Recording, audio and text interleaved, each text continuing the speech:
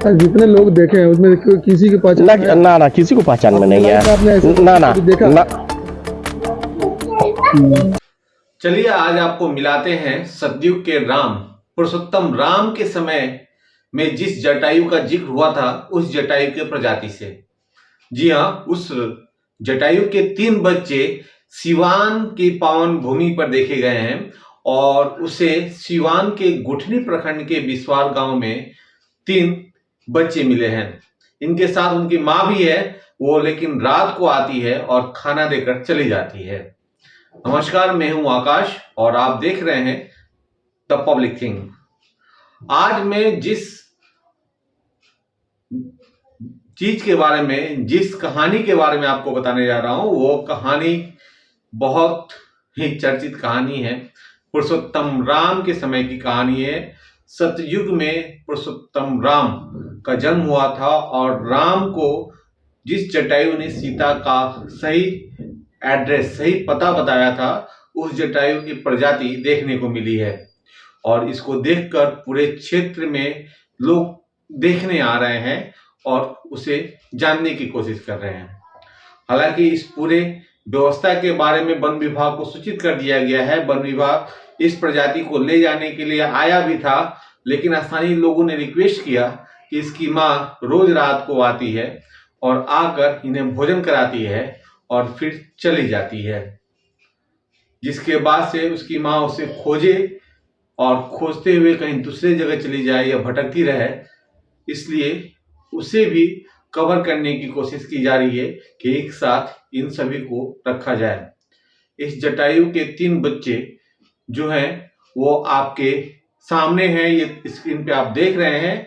ये वो बच्चे हैं जो बहुत ही सौम्य देखने में लग रहे हैं, उल्लू की तरह लग रहे हैं, लेकिन इनके बड़े बड़े पंख हैं, 4 भुजाएं हैं इनकी, और ये उल्लू नहीं है।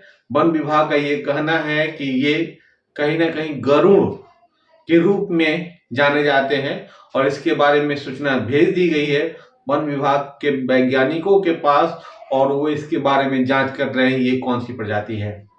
यह आश्चर्यजनक तस्वीर है, आप देखिए। इस तस्वीर को देखकर आपको भी ये लगेगा कि निश्चित रूप से जटायु यानी गरुड़ का ये रूप है और ये रूप सिवान के गुठनी प्रखंड के बिस्वार गांव में पाया गया है, जहां 3 बच्चे हैं। जाड़े के समय में ठिठुर रहे थे। स्थानीय लोगों ने इसको देखा और फिर इसकी जानकारी वन विभाग को दी है। देखिए ये पूरी तस्वीर कैसे कौतूहल का विषय बने हुए हैं पूरे क्षेत्र में। जटायु के ये परिवार बहुत ही खूबसूरत हैं। ये तीनों पंछी, ये तीनों जो पंछी आपको दिख रहे हैं, ये कहीं और नहीं बल्कि सिवान जिले के गुठनी के बिस्वार गांव में पाए गए हैं। स्थानीय लोगों का ये कहना है कि रात में इसकी माँ आती हैं, इसे भोजन भी वही देती हैं और भोजन देके चली जाती है।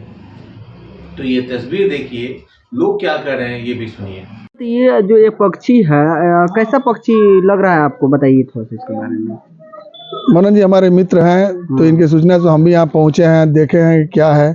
मेरे लिए भी कौतूहल के विषय रहा कि ऐसा पक्षी हम भी थोड़ा देखें। तो मुझे भी देखने के बाद काफी सोच विचार के बाद हमको ये लगा है कि ये किसी उल्लू प्रजाति का है, लेकिन ये कलर में पूरी तरह सफेद है। सफेद उल्लू को हम लोग ने नहीं देखा है, लेकिन इसकी जानकारी हम लोग को किताबों वगैरह से मिलती है। तो हमको लगता है कि ये बॉर्न आउल के नाम से होता है और इसकी प्रजातियां बहुत कम है और हम लोग के क्षेत्र में तो बिल्कुल नहीं दिखती है। तो हम लोग लगता है कि किसी ध्रुवीय प्रदेशों या ठंडे प्रदेशों में पाए जाने वाले जीव है जो उड़कर आ गया, किसी ठंडे के मौसम में है ही, इसी में किसी कारण से आ गया होगा।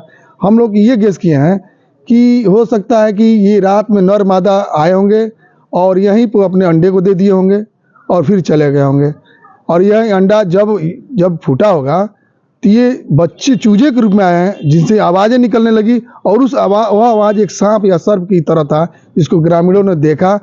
पहले तो डरे, लेकिन किसी जानकार आदमी से बुला कर उन्होंने जब देखा तो लगा कि नहीं ये पक्षी है। कठोर विषय कि ऐसा पक्षी किसी ने देखा नहीं था।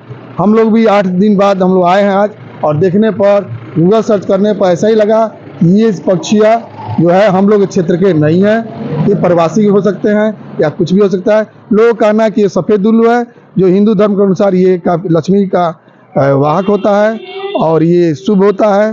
लेकिन आगे देखा जाए क्या होता है। मैं भी वन विभाग में फ़ोन किया हूँ और वे लोग आते 4-5 दिन से नहीं आ रहे। अंत में हम लोग को अकेले आना पड़ा है।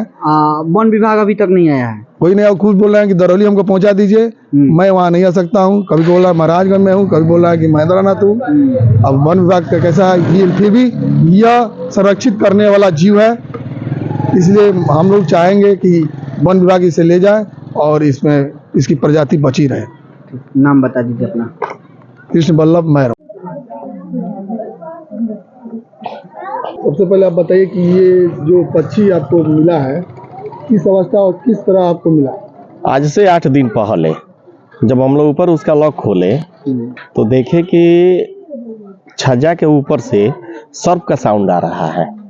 तो हम लोगों ने सर्प को रेस्क्यू करने के लिए शत्रुघ्न बाबा को बुलाया महाराजगंज से, ठीक है ना। उसके बाद से जब ऊपर चढ़ा गया तो सर्प न निकल करके वो पक्षी निकला जो ऊपर में है। ऊपर में है? हाँ, ऊपर में छज्जे के ऊपर है। वो है 4 है, 2 बड़ा है और 2 छोटा छोटा है। 2 बड़ा है, 2 छोटा छोटा है। 2 छोटा छोटा। क्या आपको लगता है कौन सा पक्षी हो सकता है? ये पता नहीं। अब ये हमको अंदाजा लगता है कि ये शायद प्रवासी पक्षी होने की संभावना है। प्रवासी? हाँ, प्रवासी पक्षी। अपने यहाँ तो ये जो पक्षी है वो पाया नहीं जाता है। जितने लोग देखे हैं उसमें किसी की पहचान ना किसी को पहचान में नहीं है। ना जी हम लोग नहीं देखा है। तो ये 8 दिन से आप रखे हुए अपने पास, क्या खा पी रहा है सब? ये जानकारी नहीं है।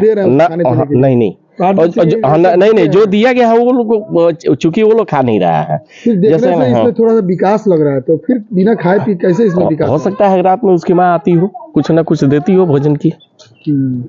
ये पता नहीं चल रहा है कौन सी पक्षी? ना कौन सी पक्षी है ये पता नहीं। वन विभाग को सूचना दिया गया लेकिन वो नहीं आया। हाँ दिया गया है लेकिन वो लोग अभी तक आया नहीं। वन विभाग को सूचना आप दिए हैं? बिल्कुल दिए हैं लेकिन नहीं आया है। नाम बता दीजिए अपना। मनोज सिंह विश्वार।